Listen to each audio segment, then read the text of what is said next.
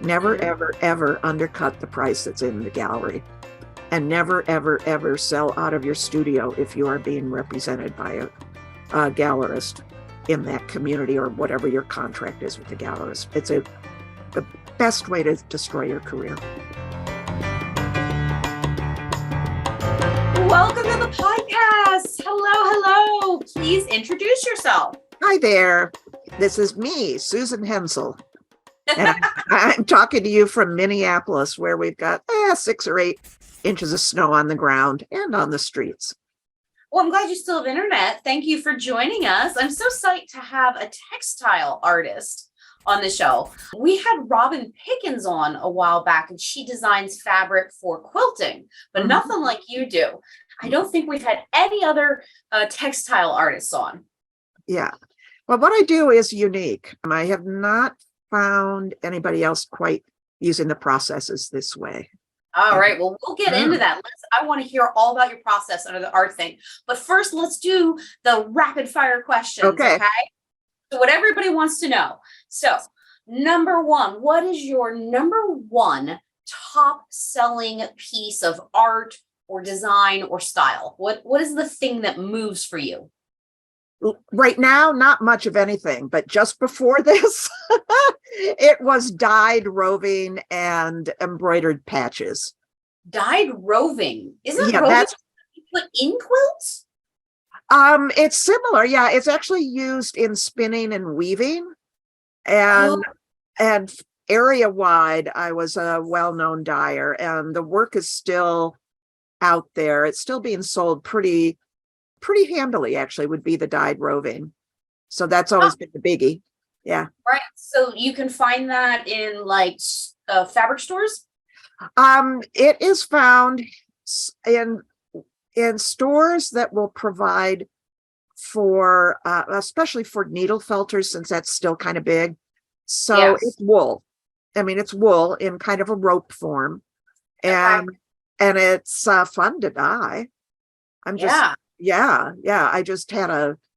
I still have a backlog of already dyed fibers, so I don't have to dye right now. So I kind of forget that I have it, so, because it's still paying me. Yeah. I love wool. I love wool and cashmere. In fact, I'm wearing a very cool cashmere sweater thing with pockets. Oh my God. It's a little bit long and it's got pockets. I live in wool and cashmere in the winter. Yeah. Live it. Love it. All right. Number 2, what is the one thing you love to create or make? Oh my goodness. I love to digitize the designs. I lose time. I just utterly lose time. It's detail oriented, but it's like working in Photoshop or Illustrator. And I just get sucked right in, trying out different color layers, different shapes, trying to figure out what's going to work. It just, love it. Love it. Cool. Okay. The converse of that, number 3, what is the one thing you hate to do or make as a creative entrepreneur? I think I'm going to have to say, like all of us, oh my God, I hate the bookwork. You know, I hear that a lot. The bookkeeping, marketing, the social media. You know, I like the marketing part pretty well. I've been marketing since I was a little person, it seems like, since my 30s anyways.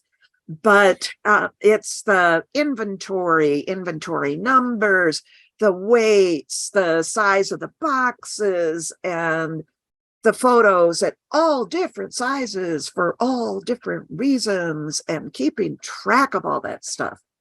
And then you gotta really be organized and have a system, right? I do have a system, and I also have a 1 day a week assistant who I rely, and I don't every single month of the year have an assistant, because they come and go, but I'm better off if I have 1 day a week assistant, because my young assistants actually can type. I am the most dyslexic typer you've ever seen in your life, because I can't touch type. So things come out pretty oddly, because I'm sort of looking at my fingers going very fast, and there's garbage up on the screen. I get it. Yeah. I never learned to type. I'm a Montessori girl. They taught phonics in the 70s. And so I'm one of the worst spellers ever. Thank God for spell check. Yeah. I'm what I would call a moderate speller, but you wouldn't know it from my typing. Oh my goodness. So yeah, they do things like that. They do databases, they do Excel spreadsheets, and yeah. Like, and you just find somebody local to help you with I do. I'm better off in person because I'm not quite organized enough to do remote. I tried remote once and it wasn't a good fit for me because what I really like with an assistant is a number of things. I live alone, work alone. It's good to have another human being. So I like the relationship. Yeah. And I also like when I have a really good one, and this one is a really good one. I like the brainstorming and I like the mentoring and I like expanding their skill sets as they do for me. Yeah. So I like the give and take there. And I like being able to say, well, Sarah, what do you think? I mean, she helped me title a piece. She's done it a couple times now. Yeah. This orangey red piece here, we titled on Monday. It's been around. One right behind you to the one with the dots and the with the dots. Yeah. Oh, it's neat. Yeah. It's called Constellations in the Fourth Dimension. There actually are 4 layers to it. Physical layers. And I'm hoping that it is the beginning of an investigation in a new colorway, but still on some of the issues of physics and climate change, which all the blue stuff is kind of about. So very cool. I like it. Yeah. Well, it sounds like you turned a negative into a positive. I love the way you did that. Something that was a challenge for you you've outsourced it and found help, and that's become a positive for you. That's fantastic. Oh yeah. Yeah. It balances really well then, because if it's just outsourcing, like, here are the receipts, do something with them, there's no relationship to speak of. And the relationship is very positive. And I kind of have a motto for mentoring, and I consider all of these young people mentees, and it's acknowledgement, permission, and tools. So acknowledge where they are, give them permission to stretch, give them the safe environment to say, ooh, I don't agree. What about this? And then give them the tools to stretch more. So. Oh, I love it. That is great advice. I love it. Yeah. I want to come be mentor, mentee. Yeah. I start a new one tomorrow. I'm excited. And it'll be a stretch for me because she's a photographer. Oh. Yeah. Erin. Yeah. She wants to investigate work-life balance. And so we'll see what we can come up with. Very cool. Yeah. Remind me to come back. I want to ask you how you find your assistants and select them. I want to delve into that a little bit more.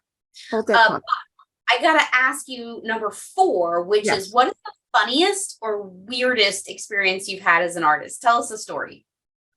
Okay, this was a gazillion years ago when I was still doing art festivals. I was working in clay and I did dinnerware, and I had developed a mug that was kind of the shape of a ball, and a toddler walked up to the booth, picked up the mug, and threw it. Of course. And, my kid was only a little older than a toddler. I utterly understood. I think my kid was 4 and theirs was 3. Did it break? Oh, smithereens. Absolute smithereens. Yes. Horrified. Oh, the parent was just mortified. And as I recall, I didn't let them pay for it because, oh my goodness, my kid would have done it too. Yeah. That was sweet of you. I laugh. I know that none of these things are what do you call it? Masterpieces. They're just things that we make. And some are closer to a masterpiece than others, but you got to hold them lightly. Hold them lightly. So. I love that. That's going to be a quote. You got to hold them lightly. I have problems with that. I get attached to the work. Yeah. Well, those are the ones you price really high. Well, that leads us to a really great next question, which is, how do you price your work? This work is in like the last, well, most of what you're seeing here is in the last year, but this is about the last 4 or 5 years. And it's work that belongs in galleries. So it's a different place. And pricing it is really weird for me. I had systems for the clay. It was easier to come up with a system for the clay. With the clay work, it was an approximation of what I think the materials were. It comes by the ton. How much of a ton did you use? And then multiply that by 10 and then double it and see if that fits in the market. So if mugs are going for $20 and yours come in at 40, you got a problem. If mugs are coming in at $20 and you came in at 10, you have a problem. So you want to be in the market, one way or another. And so I look at this mainly as market. The biggest expenses with this are the building boxes for them, and of course the machinery, because these are computer aided sewing machines, and these are the kinds of things you take 5-year loans for. So fortunately they are without interest, most of them, because the manufacturers know that they need to do that. And so those are the primary direct expenses. The materials themselves are not that expensive, and there are ways to accommodate the waste through reuse and also through recycling. So that kind of takes care of itself. So what I had to come up with instead was, where do I belong in the market? And I've been an artist for 50 years, and I've been exhibiting in galleries for the last 20 or so. And so again, it's making my own shows a lot of the time, but I'm still in the galleries. And so it's, how do I fit professionally in this marketplace, and what kind of premium do I add on for the fact that this stuff is not being done by somebody else? Yeah. And that is so a challenge, isn't it? It is a challenge, because there's no really good way to do it directly from materials and time. Because it's not direct, despite the fact that I use computers and machinery. It's really intuitive anyways. And so you have a hunk of cloth that you think you're going to use one way, and then you find you aren't going to, and you have to play with it. And they take months sometimes to finish because of that. But these are running, the blue piece behind my head, I think, is priced at about $3,000, and it's about 50 inches tall. That's low for an East Coast market. It's not terribly low for Midwest. And the smaller ones that you're seeing here, 1,200 maybe. My most expensive work is probably 10,000, and I actually donated it. It wasn't fiber, but I donated it to a college. So that was cool, because it couldn't really travel anymore. So neat. Very cool. So well, that is really cool. Thank you so much for sharing that, because it is a question that artists ask all the time, and everybody comes at it a little bit differently. Some people try and do per square inch, some people try and do material. It's very challenging.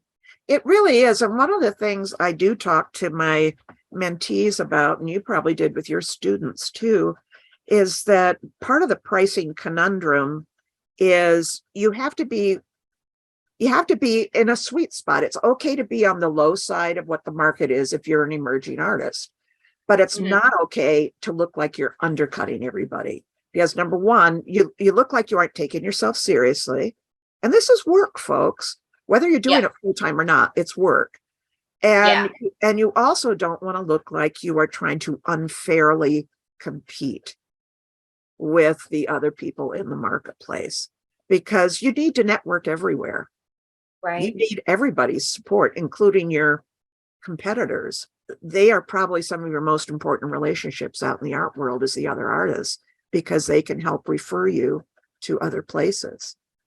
And so it's a good idea to have a good relationship in the kind of marketplace that I'm in.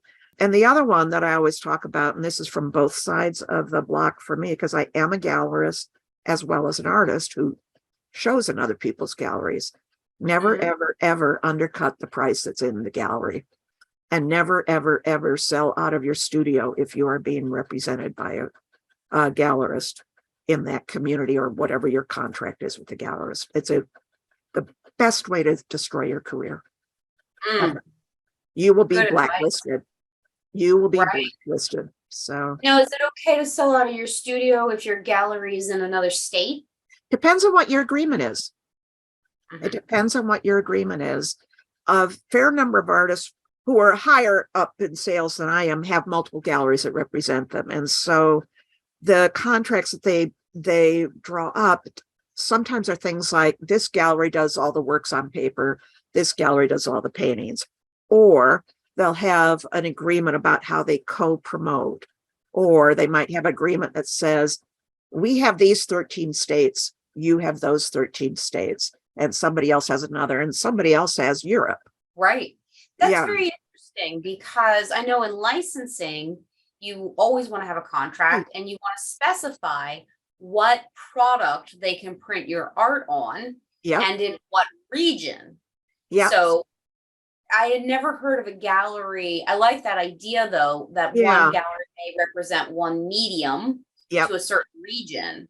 And then that becomes very easy to say to somebody, hey, you can get my works on paper in this gallery, and you can get my paintings from this gallery, contact them.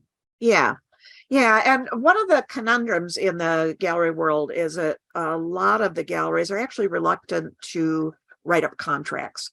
But you do, I know, isn't it weird? It's not as, the gallery world is very strange. It tries to behave like licensing, but without all of the paperwork. And that's one of the reasons that artists often have trouble.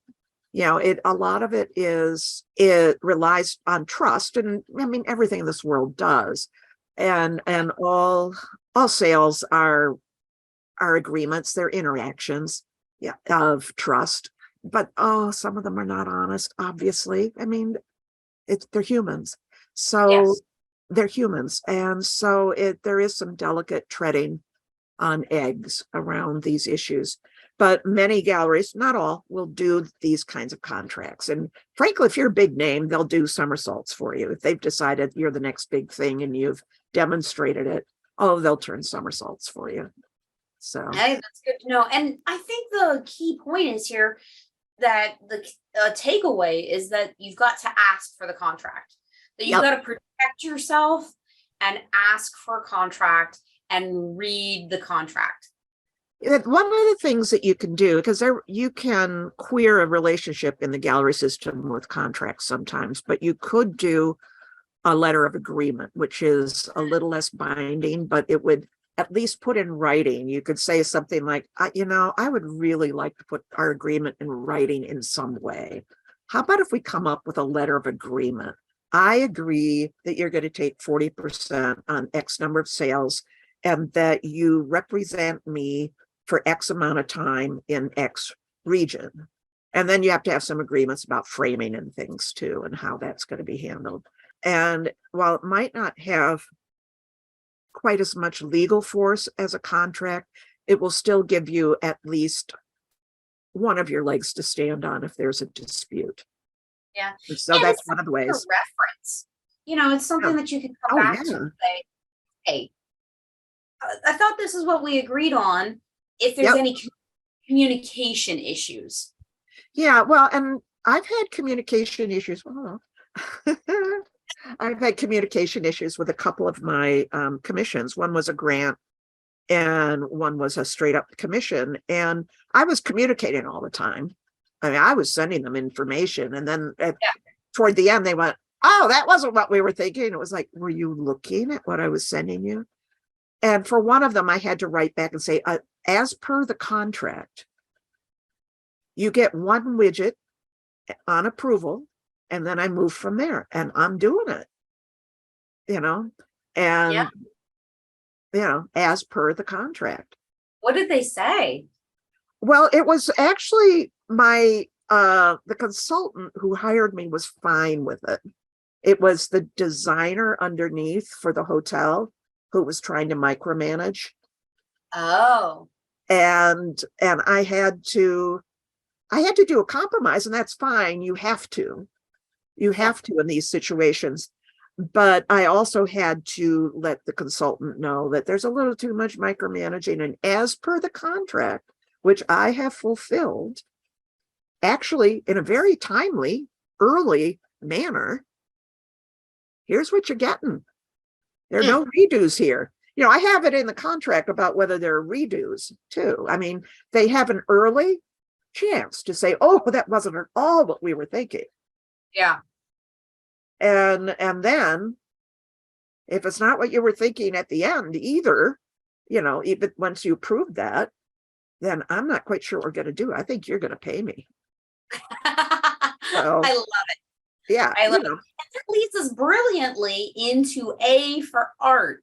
Let's talk about this process that you use to make art. It sounds so unique. I love that you're talking about working with a hotel and an interior designer. And you said there was an agent involved? Yeah, there's this. Let's talk about your process for commission work. Yeah, this is something I'm just starting to do because a lot of the new work really will work well in that kind of environment. Yeah. I mean, look at that blue thing behind me. Hotel decorating your art. It's very modern. It's very colorful. It's very contemporary. I think it would make so many hotels. They just have this random abstract stuff. Yeah. That's it just doesn't have any emotion to it. Right. No guts. Yes, exactly. Well, there are a lot of art consultants out there, and they are the people who are hired by hotels when they're redesigning, builders, architects, and things like that, and sometimes by collections. And I have a list of about 300 or so of them, and I've had relationships with 2 of them. One hasn't generated money yet, but they have me for several years, they've had me on a list for like a $90,000 project, which maybe isn't going to happen because, COVID happened in between. Right.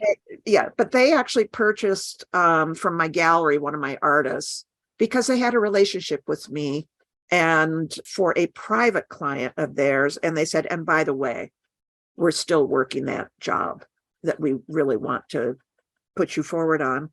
So how did you connect with these art consultants and build this? I'm trying to remember. I know how I did it just a few weeks ago. These 2, let's start with that because I cannot entirely remember how I found these 2. One is in Canada, Farm Boy Arts. Of all the names, they contacted me. I'm going, oh, this is a scam. And Right. Farm Boy Arts with this stuff. I would think Country Kish. Yeah, me too, but it's not. Thomas Kincaid. It's actually, they're huge. They are just a huge agency, and they work all over the world. So, I do your research. Your research. And then the other one, Soho Myriad, I think is a newer agency out of Atlanta. And they must have seen one of my shows because I show all over the United States. I really do. But now I have a really robust list of art consultants. I mean, I keep up my email lists like you wouldn't believe. I've been collecting emails for 30 years. So That's I'm getting close to 8,000 emails now. And I did actually purchase a list from, wish I could remember who, because I want to go to them again, from a list agent that I knew was good, had enough bona fides, and they guaranteed their lists. And if there are too many bounces, get back to them. So I purchased a list of art consultants, which was about 300 names. And I did up a mailer for them that it's all virtual, but I wrote them a good cover letter. Hi, it's me. I do this kind of artwork and it's appropriate for these environments. And I am tried, true, and tested. I deliver on time and as needed. Yep. and the uniqueness, yada, yada, yada. And then I created in Artwork Archive, which is my preferred database, a private room just for them. Oh, nice. He was on, the founder of I heard that. Yeah. I love that product. It is so flexible. Yeah. There are a few things that I'll run into. I go, oh, wish I could do that. But it has so much going for it. And I was able to develop a set of artworks that I knew could be purchased outright, or could be reproduced in other colorways, or could be resized within certain tolerances that we would have to negotiate. And I said that. And so it was a 1-page private room, and I had something like a 42% open rate on that email. Good God, nice. That's a cold email. You usually get a 5% open rate, and you're doing great on a cold call. Yeah. And I got probably 10 emails off of that saying, not right now, but we're putting you in our database. So nice. I call that a win. Yeah, I do too. That's a win. So let's talk about this art process of yours. Sure. You've got some crazy ass machines, and you went from clay to fiber. Yeah, well, there was something in between too. I've been at this a long time. My first sale was off of a clothesline in a park when I was like 16, maybe. And it was, it was a drawing, of a person. And I went to college, and I came out with 2 majors. One was painting and one was sculpture. And I'm not drawn to painting in the same way. I can mix colors, but I'm not pictorial in that way. I am much more attracted to tools and materials and 3 dimensions. And as a consequence, I have skills in lots of different areas. So I worked in clay for the better part of 15 or 20 years, because frankly, it takes that long for you to get really good at clay. And then you can go, oh, wait a minute, is this the right media for what I'm trying to do? I really think that's the question. Like, how do you find your artistic voice? So you worked for 15 years in clay, and then you decided that wasn't your medium and transitioned to fiber. What was the catalyst? Well, I transitioned actually to handmade paper and books. Okay. And that's actually initially where my reputation was made, because those are in collecting libraries and museums all over the United States. Oh, wow. And yeah, that was a good move. And the reason I went there was my hobby was making paper, because it's fun. And in the clay, I was beginning to transition out of dinnerware into things that would communicate something else. But it wasn't the right medium to communicate. People were not even getting in the ballpark of where my heart was. They're going, oh, that's different. You'd get the, oh, that's different kind of response. The damned with faint praise stuff. And so, you're just not catching them. And it could be you're not in the right environment, but it's also, there's something isn't connecting. It might be connecting to me, and it was valuable to do. I actually still love those pieces, but I realized I needed to bring a little bit of language to it. And I've always been a writer, and the writing has been on and off, but I'm not a terrible writer. Let's put it that way.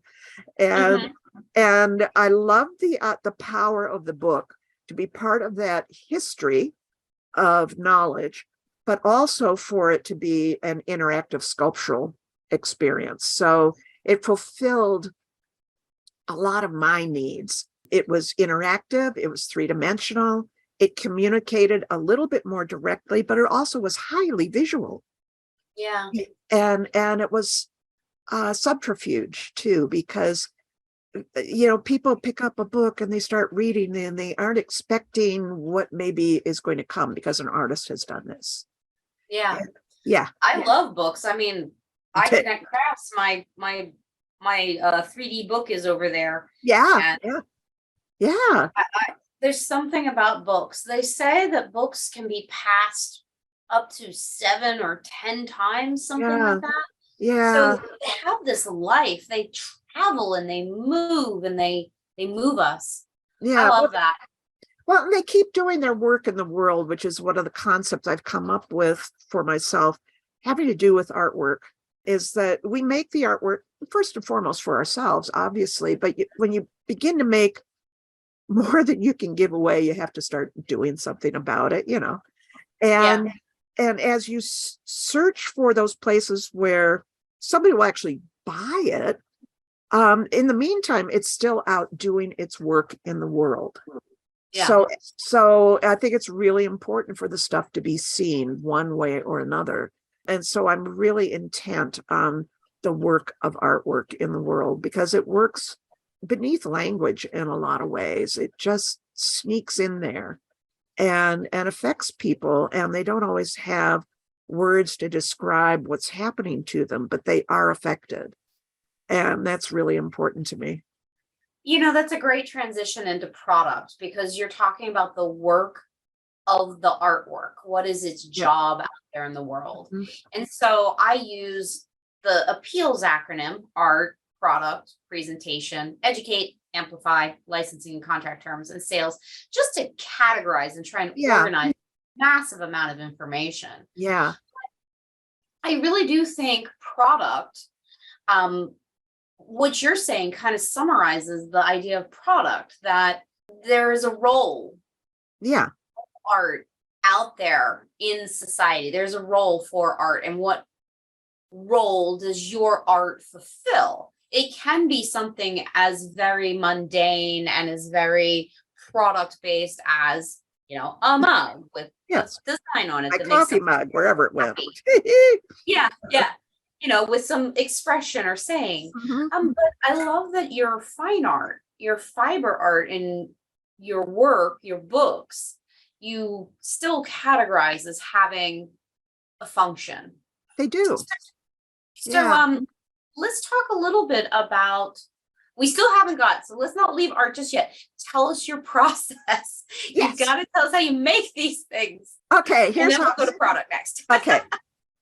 It starts in the computer. Sometimes I do paper models, but not very often. I've been working with my hands, my brain, and space for 50 years, right? Or more. And so I don't, at this stage, need to draw out every detail like I did when I was in my 20s. And that's fine. And so I can go directly to the computer and draw in the digitizing programs. Now, these are programs that are very similar in nature to both Photoshop and Illustrator, but what you're drawing with is stitches. And so you're still working in layers like you would, especially in Photoshop. The layers relate very clearly. And then you're working in vector shapes. Okay. And you're stacking them up, lines and vectors. And so you're stacking them up. And the order in which you stack them certainly changes what they look like, as well as changing what order they stitch in. So they literally overlap the stitches? Yep. Mm-hmm. I do. That's how I get the lushness of what you see glowing behind my head. I'm working, I mean, there's physics involved here too that has to do with the particular nature of embroidery threads and some of the things that we know about how color works. And so I'm working with the color of the substrate, which for me is usually polyester felt because of what I'm doing. I like to fold it and make permanent folds. So felt's great. And I like the bite of the stitch into the felt. It kind of sinks in and is a little bit dimensional there. But that is no idea they even made polyester felt. Seems that's like what most of it is. I know. Doesn't it sound awful? I know. Yeah.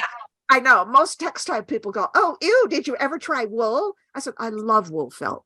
And it's like $50 a yard and it doesn't permanently fold. Oh, okay. So there are reasons for choosing what I choose. And then the colors are overlaid. And the way I work with it most of the time, they're being overlaid in thin layers so that a lot of the felt underneath is showing through. And then I layer color on color to get the richness. And on top of that, the thread is, it's polyester embroidery thread, which is tri-lobal. So it's basically a triangular shaped cross section, more or less. Interesting. So think about that and light. So color is reflected light, right? Right.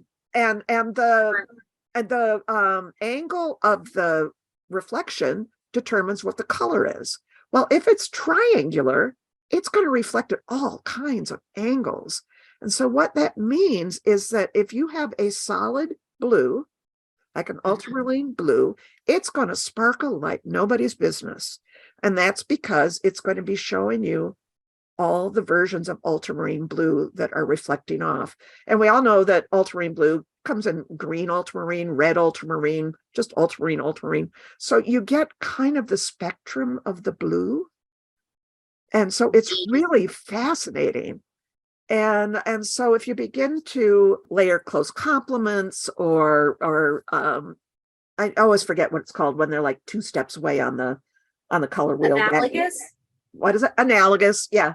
And then split analogous. Yeah. Oh, I love split analogous. They're so beautiful. And so if you begin to work with those relationships and let it all show in some way, you're going to multiply your color range using only 3 threads. Oh, fascinating. So really you're doing optical mixing in threads. Yep, I am. That is so cool. I love it. And your brain completes it. So let's complete this loop. How did you come to this? From clay to books to optical mixing with textiles? Well, the story is I went to the state fair. I mean, that's the real story. Okay. I mean, like a lot of women growing up in the 50s, yes, I was involved in textiles. I learned to embroider. And because I am exceedingly short, at one time I was join the club. Yeah, at one time I was 5 feet tall. I'm not anymore. So I had to sew my clothes in the 50s. Because there was nothing we could order in that would fit me. Petite was not a thing back then. No, it wasn't. And so I became a pretty good seamstress. So I always was at home in the fiber world. But 20 some years ago, I moved to Minneapolis from Michigan. And when I moved here right after I'd had my carpal tunnel surgery done so I could knit again. Oh. Yes, I may still have had the Band-Aid on me. I don't know, but I could knit again. So I started knitting, and then I thought I should spin. I should make my yarn. Spinning's lovely. I love it. And that's how I got involved with wool.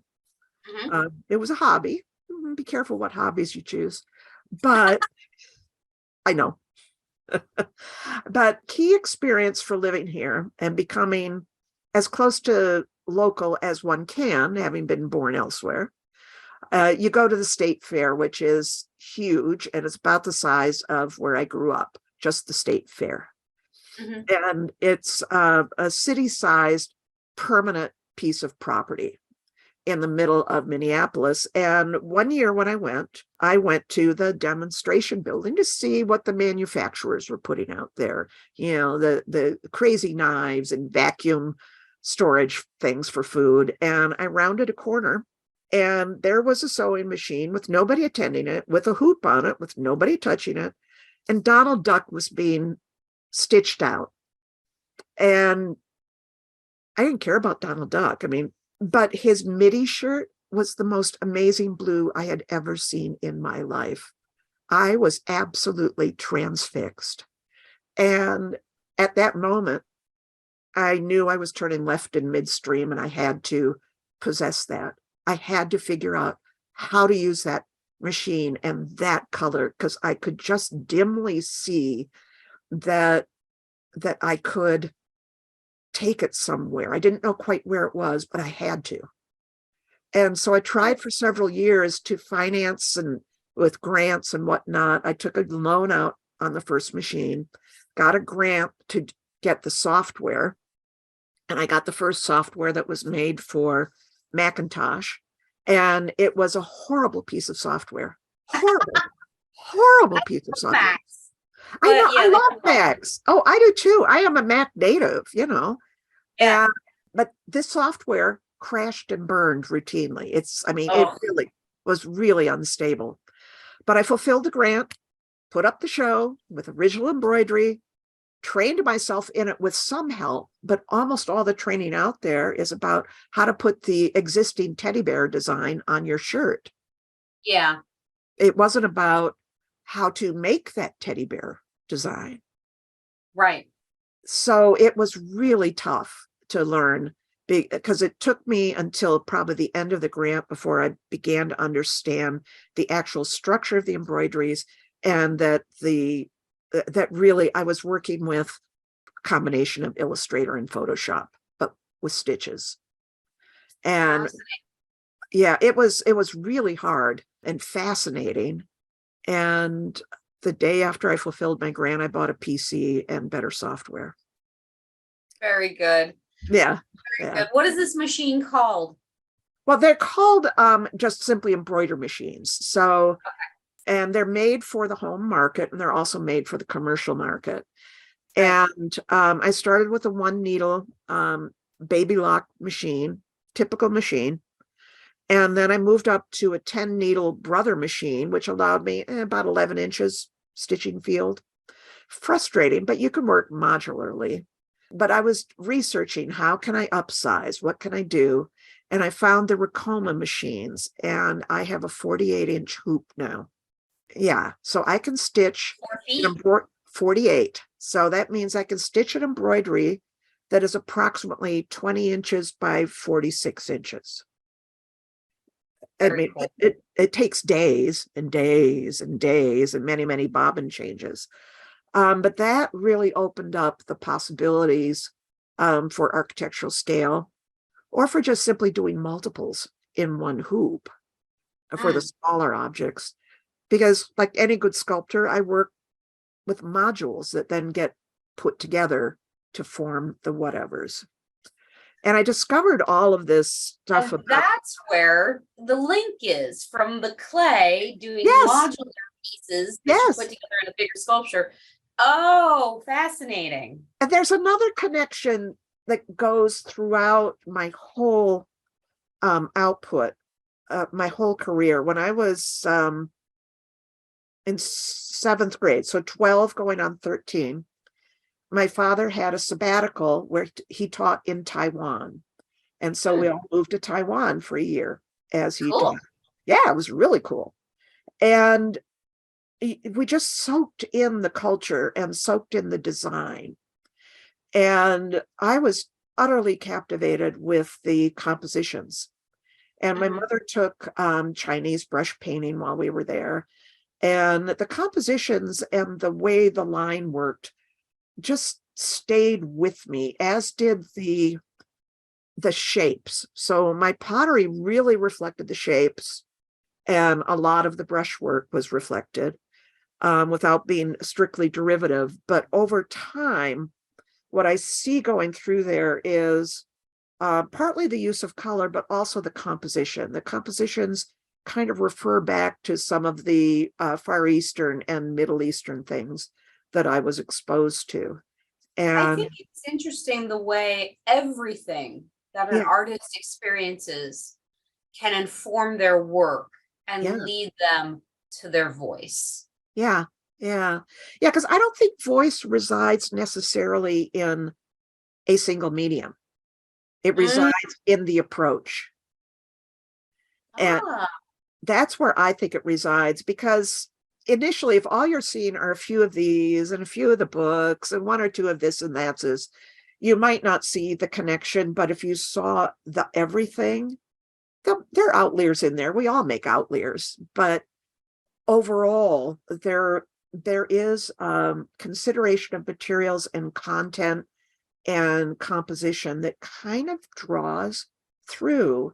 And my intent from clay onwards, the key bottom line intent in everything I've done has been to provide an experience, so that the work goes out in the world to work at providing an experience for you.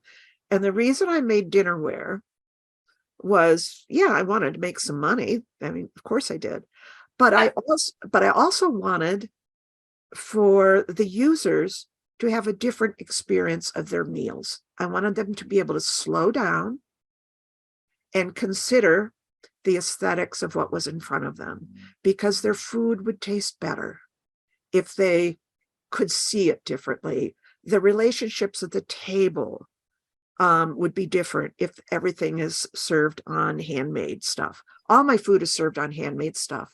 And when I have dinner parties, people just are like, so the presentation, they do say in fine food and cuisine that the presentation is part of the food. So you made the presentation part of the plate. I mean, that is fantastic. Now, how does that translate to your textiles now? Well, my goal is a presentation. My goal once again is to make you slow down, stop in your tracks. And when it's your piece, you might even be awestruck. You might just kind of go, oh! And the colors tend to do that to people. But by being able in this fast-paced environment that we all live in to slow down for even 30 seconds, we can all do that. I don't care what the due date is, on the project. We can all go and then return to the task at hand refreshed. So it's like a mini Sabbath. And part of my self-care is to always, in quotes, because some weeks you can't, but always take one day off a week to just not be in the studio. Yeah. How about E for educate? You talked about your assistant, how you have an assistant, and I said I was going to come back to this. So this actually leads us. We went A, P, P, E. So how do you find your assistants that become mentors? It doesn't sound as simple as just putting an ad out there. Hey, I need somebody to help me package and ship my designs. It sounds like you find kindred spirits. Most of the time I have managed, and it's been pure dumb luck a lot of the time. My very first one was frankly a high school student who had asked to study with me. And then I had him work for me for a while before he went to college.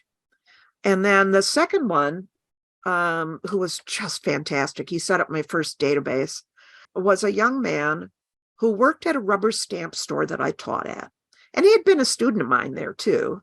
And he was just rock solid in so many ways. And when the store was closing, I asked the people who owned it, I said, is Scott still around? They said, sure. Ah, cool. And so he was just finishing up college, and he was in that in-between stage of still drinking too much beer, but not quite sure what he was going to do next. And he came to work for me. That stage can last a while. Yeah, it can, especially in boys.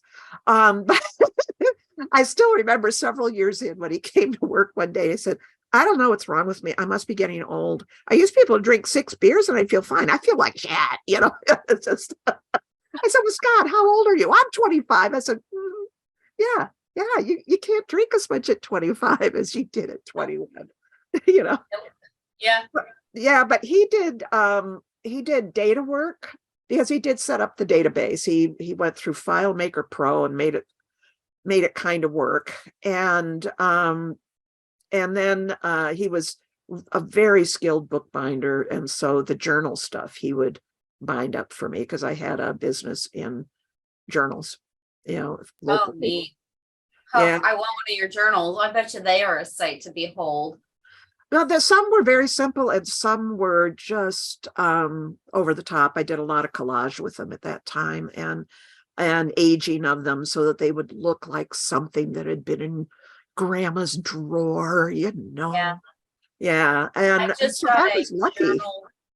I just got a journal that's indigo dyed watercolor paper. Oh, I think the thing was $40, but I had to have it. And already it's a beauty to work in. Well, and because I know you work in paper media, flat media, the paper makes all the difference in the world. It makes Oh all my gosh, the difference in yes. the world. Oh my God, yeah. Right It creates now the I'm in love background. It with, creates a life of its own. oh yeah, it's not just a substrate. Yeah, yeah. Yeah. Okay, so A for amplify. How do you do more and, you know, circumnavigate that overwhelm that I think being a Yeah. solo artpreneur brings on? You were talking about taking a day off, making yourself take a day off. Do you have any tips or tricks that you'd love to share about amplifying through automation? Because obviously you're the queen of automation. Yeah. Yeah. Well, it's really, really, really, really, really important to get your name out there and to get your brand out there. And I know artists go, oh, brand, but no, we are brands. We are that. I mean, it's your style, folks. That's your brand. And so don't feel icky about it. And you got to get out there all the time, all the time, all the time. And it's good for You do you. that. Yeah. How do I do it? I do it with Planoly. Oh, Yeah. Now to do it with Planoly, obviously I have to take pictures as I go along, and I try to do that because it's also important as part of education to have things to talk about. And the blog on my website, a certain amount of it is just, hey, here's the show, but there are deeply educational articles on there from which I can develop storylines on Instagram, for instance. And these are things that once I have the photos, I can have an assistant do also. So you train the assistant to make all the photos square. And when you have a brilliant assistant who is creative and wants to try things, they might figure out how to make text go across it at an angle because that's the right thing for that piece. And then you just line them up on Planoly. It's one of the best investments I made was Planoly. So when you're in the mood for, you don't have the energy to be hands-on creative, yeah, but you can do a little bit of image processing. So you yeah. sit down at the computer and you do the photographs one night, and then you go, okay, plug them into Instagram, boom, through Planoly, boom, boom, boom, boom, boom, boom, boom. And you can even do TikTok off of there now, although I haven't added it on. I do Instagram, Facebook, and Twitter through Planoly. Brilliant. Yeah. So you And schedule out a week, 2 weeks, something yeah, like that. yeah, I'll do it about 2 weeks out. I'm due to do it again. That's good advice. Yeah, and so I did a little bit the other night. I'm a little bit behind right now, but that's Right. how I take the stress off of it, because Yeah. I will not do it from my phone. It's too time intensive. It Uh, is. it's just too much. I use my phone to photograph things all the time, Yeah. and I will photo process those to be at least placeholders until I get my good photos made. But Oh, that's a good idea. So if you yeah, have an idea for a post, but you don't have the best photo, you can yeah, still set it up in Plannerly and then yeah, and then get it back in. Or I'm good enough with Lightroom. I do a combination of Lightroom and Photoshop because I'm I not, love Lightroom. I I love love it. Light. I You're the used to only teach person it. I've met who uses Lightroom. Everybody else says, what's Lightroom? It's a Oh game no, changer. it is. I mean, it's allowing me to manage a catalog of like 60,000 images. Yeah. And Ridiculous. well, and what I can do with exposure in there, and what I can Yeah, do with lighting, because I can't ever quite get the even lighting on the larger pieces. I have yeah, lights, but I can't, I'm not expert. I had my son, the photographer, say, do this, do that. And I did this, did that. You know, that's kind of photographer I am. But I can put it in Lightroom, and I can put on a fake light, you know, and yeah, and then I'll get it. And I can yeah, texturize. yeah. I can bump up the texture on these Yeah. things. And I Have do you it. seen the sync feature in Lightroom? So if you photograph 50 images all under the same light and Yeah. you decide that they all need the same Oh setting, yeah. you can sync them Yeah. and it Yeah. just goes thump, thump, thump, thump, thump, thump, thump, and it makes each one of them. Yeah. Oh, it's fantastic. Yeah, I Yeah. I love don't Lightroom. yeah. I don't have the kinds of things that would sync well, but I think it's a great thing. But what I love is that I can, bump up the shadows. I can make the bumpy wall with nail holes in it white. I mean, Yeah. it's fabulous. And then I put it in Photoshop and see if there's anything else that needs to be done. Yeah. Well, they Yeah. say Lightroom was designed by photographers for photographers to Yes. manage large collections, large photo shoots, weddings. I used to Yes. photograph weddings here and there, and you might take 2,500 images Oh, in a yeah. day, or 3,000 or 4,000. I mean, Yeah. talk about, oh, my finger. And then, you want to process those quickly. Yeah. To process 2, 3, 4,000 images, Oh, yeah. crash your computer, but Lightroom lets you do it. And I think it is a shame that more designers, more artists don't use Lightroom, because it's not just photographers. It's not just for photographers. It really is a fantastic editing tool, sorting tool, even presentation tool, because you can export a selection of images. You can go through them, you can flag them, you can star them, you can color code them, and then you can create a PDF for a presentation. I just love it. Yeah, and it's not as expensive as it used to be, because I resisted the contracts on Adobe for years because I took out loans all those years on Adobe Creative Suites and whatnots. Yeah. And now I just do the monthly photo group, which is like $27 a month or something. And that might I be really hate it when they went to subscription. Yeah. But it is better. Yeah, it actually is better, because I just get what I need then. And it didn't get as expensive as I thought. Yeah.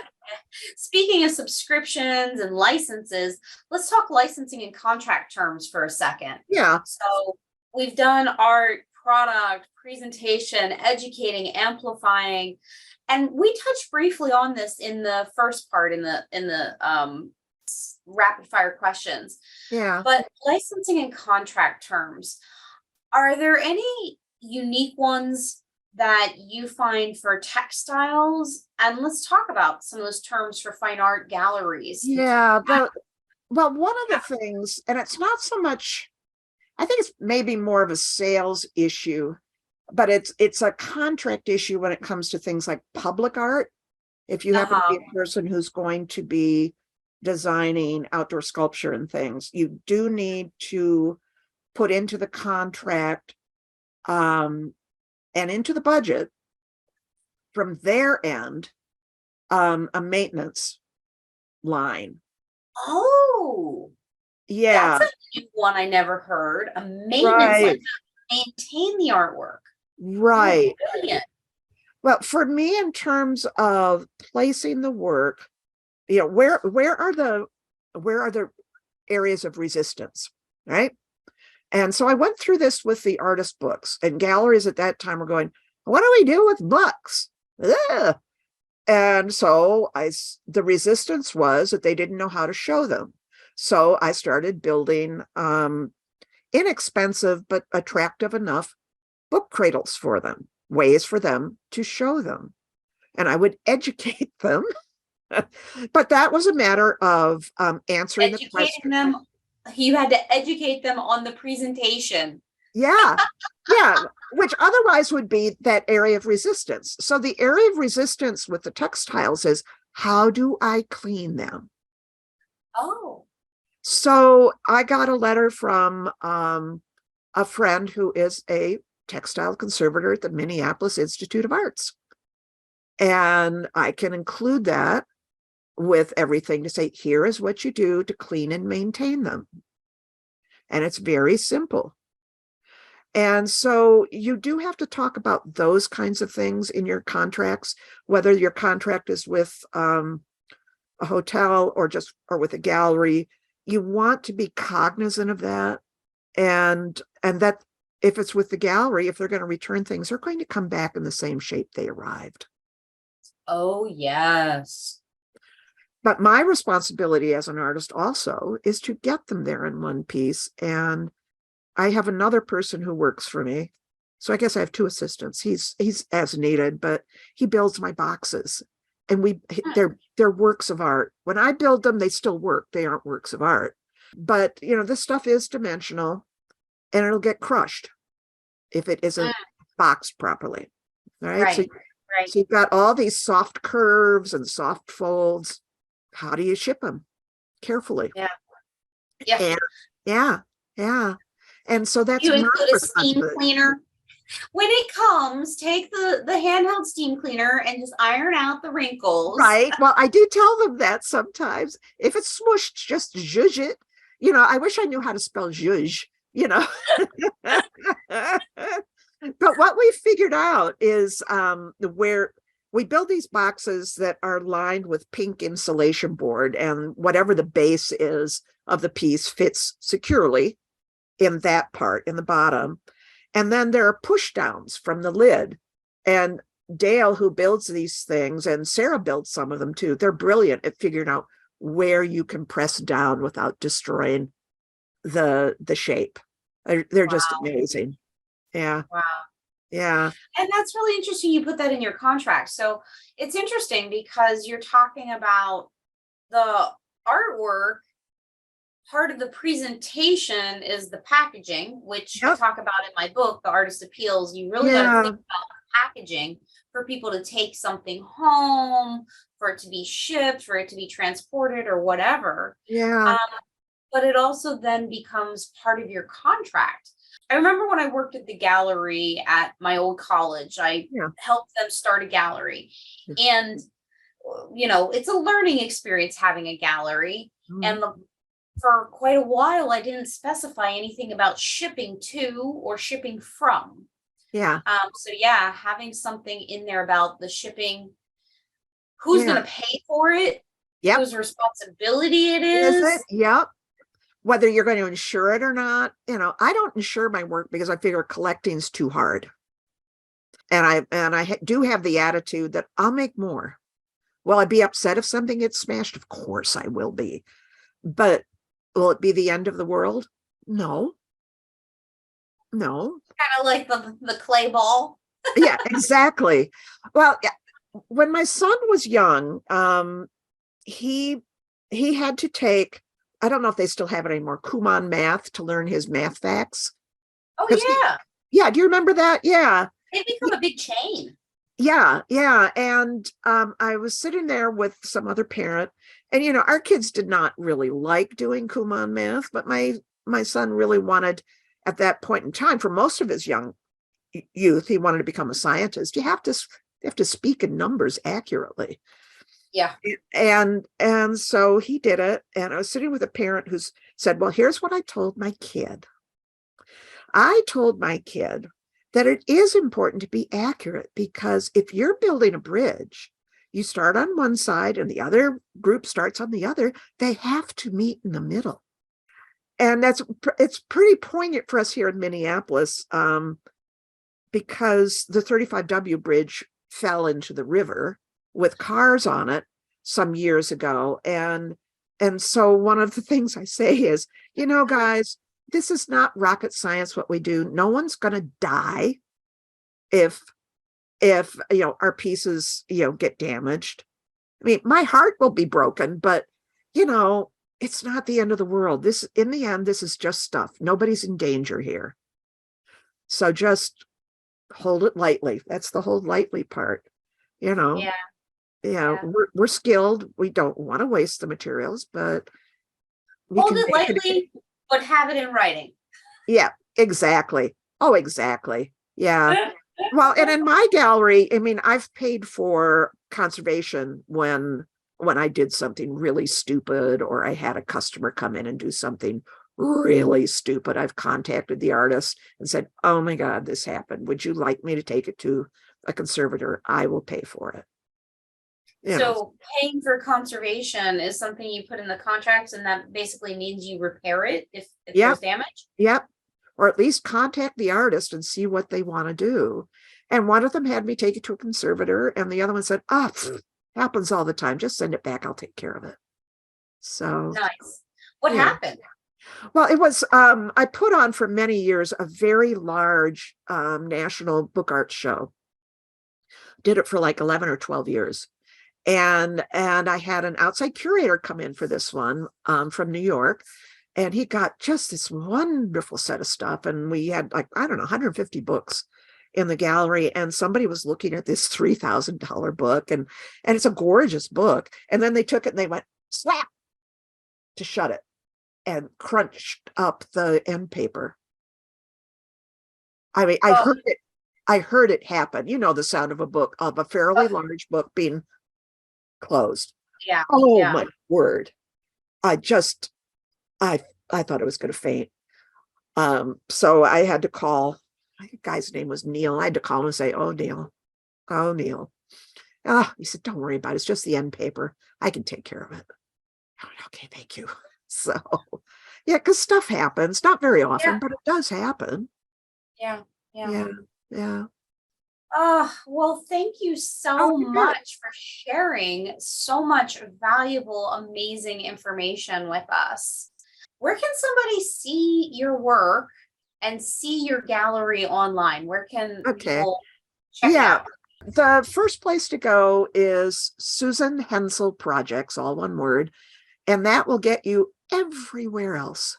That is my personal website of all of my work. And from there, you can get to susanhenselgallery.com, which tells you about the gallery. I've run galleries for a long time. My gallery was in what is my studio space for 15 years, I think. And I shut down the in-person programming. But I have huge shop windows. So I kept the shop windows going. They're huge shop windows. It's a 100-year-old building. So if you see the old buildings with those walk-in shop windows, that's what I have. Oh yeah. That alone was worth buying the building for, that and the tin ceilings. But I know. I put them in an old Victorian I restored down the street from us. Yeah. That we bought and lived in for a number of years. Yeah. Now it is online and in the windows. During the pandemic, I started just doing small shows of my own work through my website.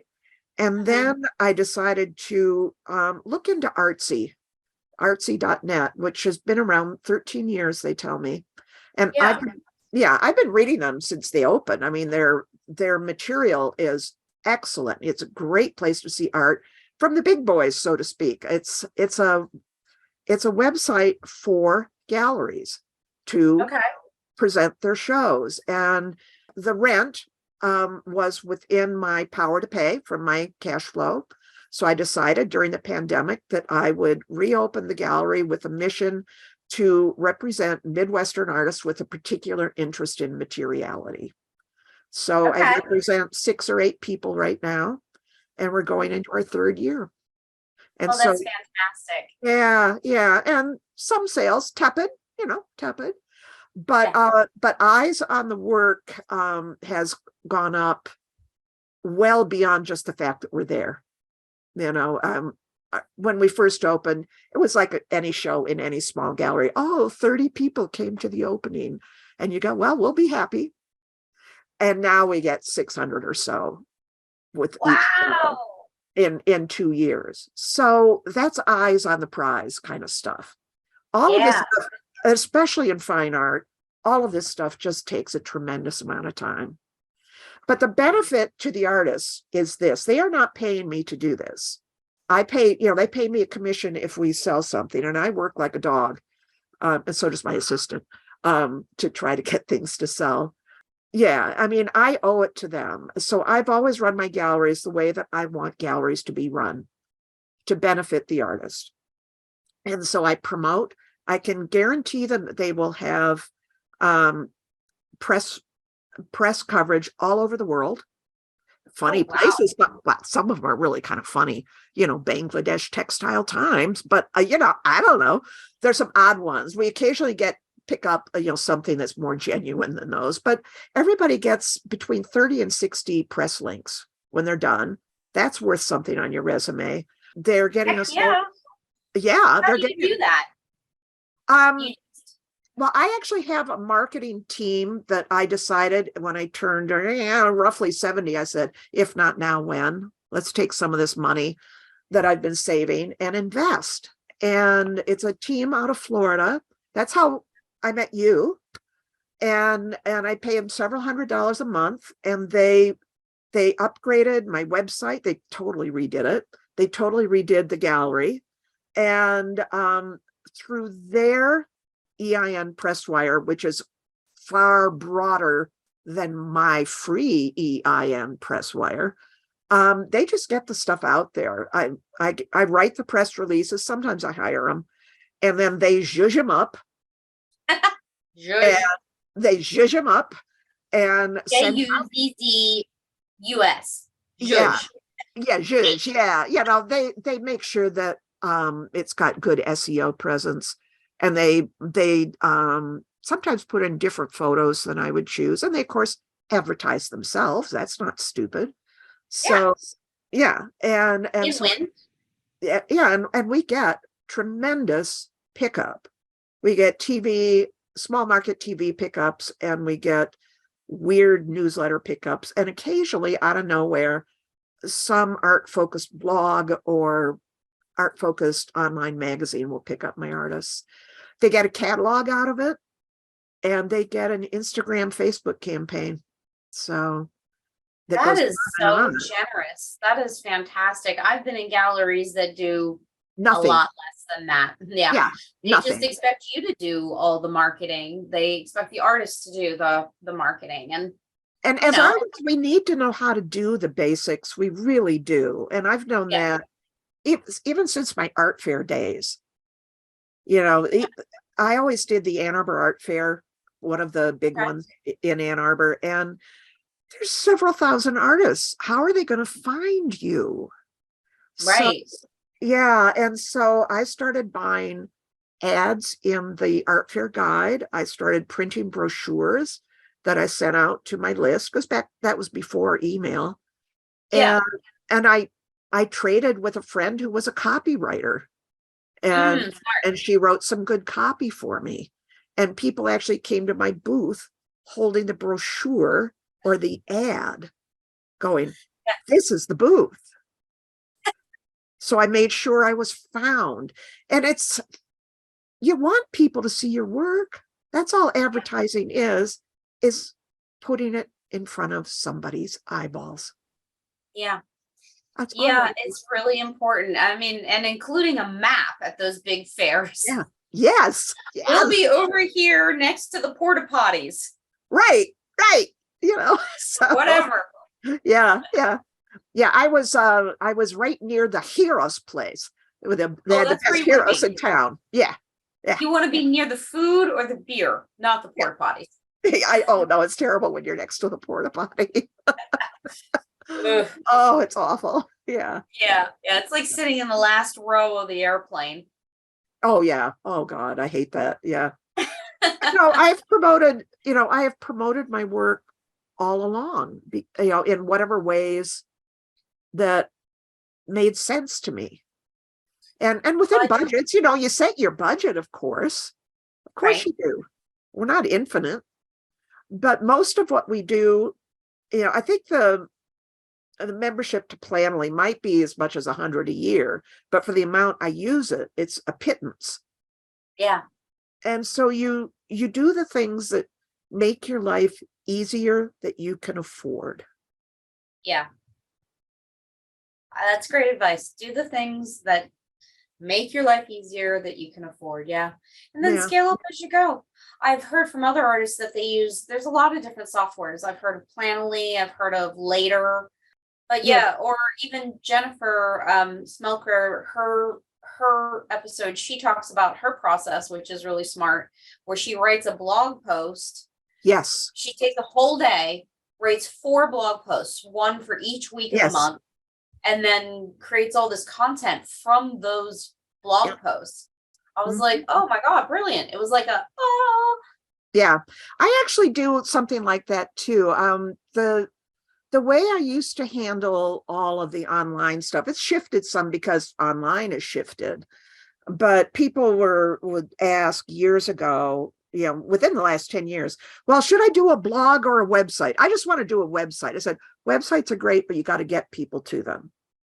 Yeah. The blog tells them who you are.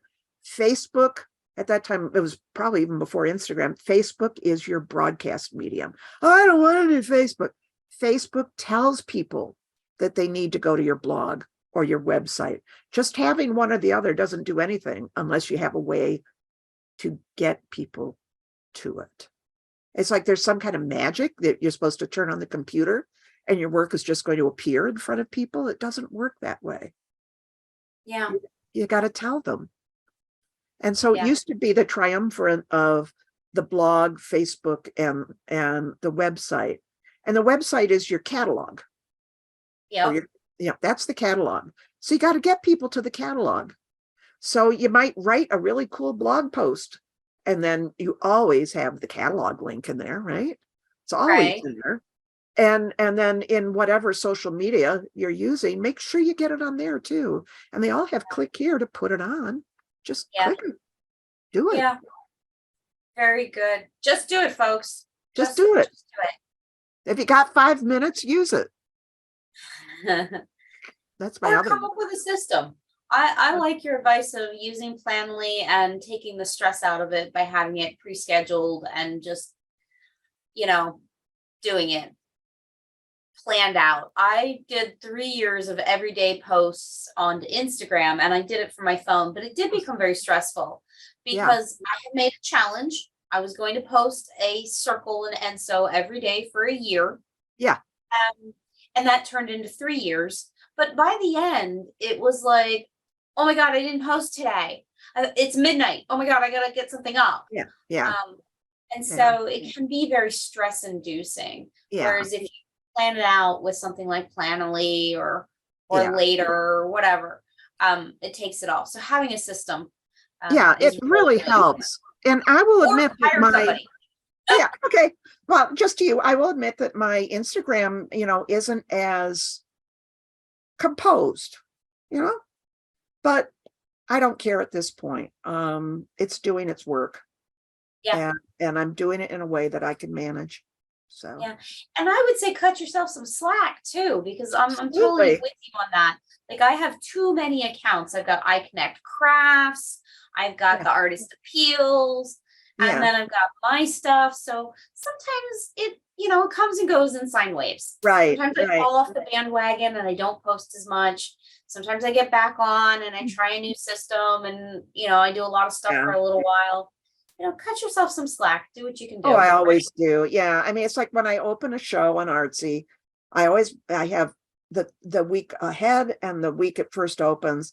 Oh man, all Instagram all the time for my artists. But in between, I really do have to put pictures of my dog in there because you know what? People want it. And I'm still working in the studio, so I'll put my things up, or if I get a show somewhere, mine'll salt in there periodically. But you've seen those beautifully composed ones, and they're lovely. Oh yeah, and they're like all pink, pink and gold or something. And I'm like, how do you even do that? Your entire I don't life know. Gold? I think I'm going to vomit. I thought it was just because I'm not a graphic designer that I couldn't do it. But I've learned to kind of color code. I make sure that I have appropriate logos on the post so that they know, oh, this is an artsy post. Oh, this is just one of Sue's. Oh, this is an Odetta Gallery post. Okay. So. Oh, nice. You put logos on them. I like that idea. Yeah. Because I wanted to make sure people knew that, number one, no, I don't make that work. Somebody else does. And it's for the gallery. And I didn't want to run 2 accounts because I have so many followers. Starting over again just seems stupid. So brilliant. I like that. Yeah. So I decided to right there at the end. Put the logo on for the different rather than starting a different account. I have gone the different account route and it's overwhelming. Yeah, I'm really glad I haven't. And there are times when I thought, oh, I should have, but no, I've just decided to stay there because people know to find me in that way. And things like this increase my Instagram tremendously. So, yeah, very good. really do. Yeah. Very good. Well, thank you so much. It has Thank been you. so much fun talking to you. Well, it is fun. I like it. Yeah. I I do these because I like it, not because I've tried to monetize it. You'll notice that there's actually really no ads in the hmm artist appeals other than, maybe for my book or for the Yeah, artists themselves.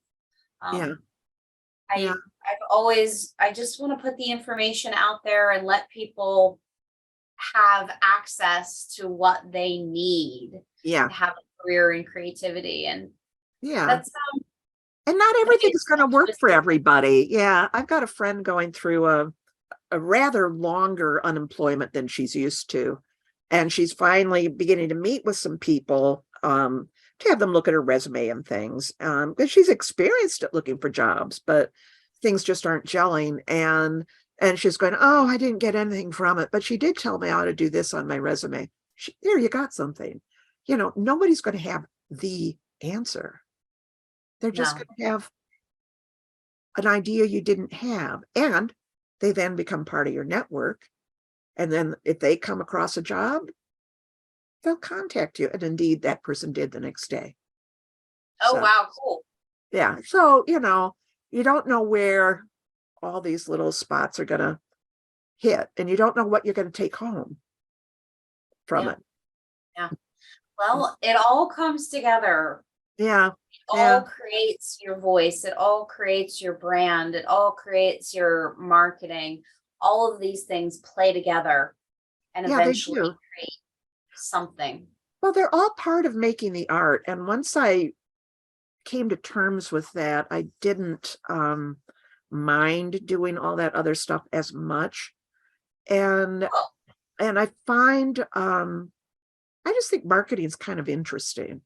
And I've in all the galleries I've been involved with, this is the only one I've had just on my own, but I've been involved with other artist run spaces, and I've been the one who's done back in print time. I was the only one who had Quark Express, so I did the catalogs. And oh, I loved Quark. I did too. I have no idea Quark. how to use InDesign. It makes no sense to me, but I also don't need to do that kind of work now.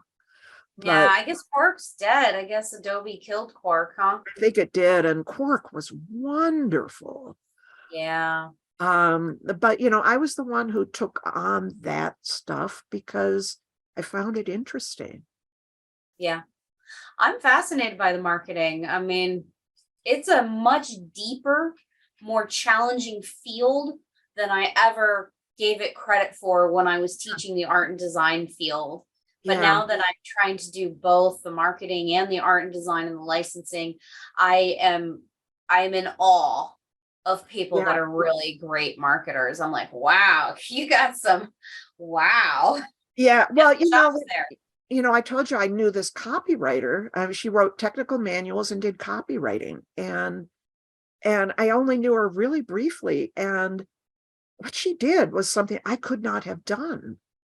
And the title was, I remember it now because simple is important. Unique finds. How simple. Now Yeah. it wasn't, no, you're going to get the best looking mug you've ever seen in your life. No, it was just unique finds. And then a Yeah. picture of something. Yeah. Really, That's so smart. Coming up with a good hook, a yeah. good headline, a good subject line Yeah. is a true art form. Yeah. True And art. I am not particularly good at that. Every once in a while, I get a good one. And then I go, hey, I got a good one. So, Hey, keep it and reuse it. oh, yeah. Steal that unique finds, guys. Yeah. And maybe I'll resurrect that. It was a good one. Oh, yeah. It's timeless. Yeah. Timeless, priceless. It has enough intrigue to get people to click through and keep looking at more. Oh, what Yeah. kind of finds? Yeah. And So, it's not media specific. It's nope. not style specific in any way. It could Yeah. be a unique find of a pair of socks. I mean, Yeah. Yeah, it sure could. Sure yeah. could. Well, this has been a Oh, pleasure. I will let you yes. go. Okay. Well, thank you for being on, Susan. Oh, well, thank This has you. just been, I love these chats. I mean, I could just go on and on, but I hope that you guys have gotten something out of this. I know I've gotten a lot. Thank you so much for the tips. Well, and tricks. I've been listening, I listen to everybody's podcasts that gets in contact with me, and it's just fascinating, everybody's different takes. And I listened to Jennifer's, and I listened on licensing. I listened to Pencil Neck yesterday. And then Julie Auger, the art agent that you listened to, the one on licensing? No, it was, I can't remember, but there was a thing about license. Maybe it was just you talking about licensing. Oh yeah, I've done some solo ones. Yeah, and solo ones. The gal who was an engineer and became a graphic designer, and she has the bucket list pillows for the states and cities. That's Jennifer Smelker. Smelker, yeah. I listened. She was the first one I listened to. That was fascinating. And I just, and I thought, well, of course she was an engineer, because because as I was listening, I'm going, project management skills. My goodness. Yeah, she's an engineer. Yeah. There's been some interesting ones, like Ashley Longshore was on.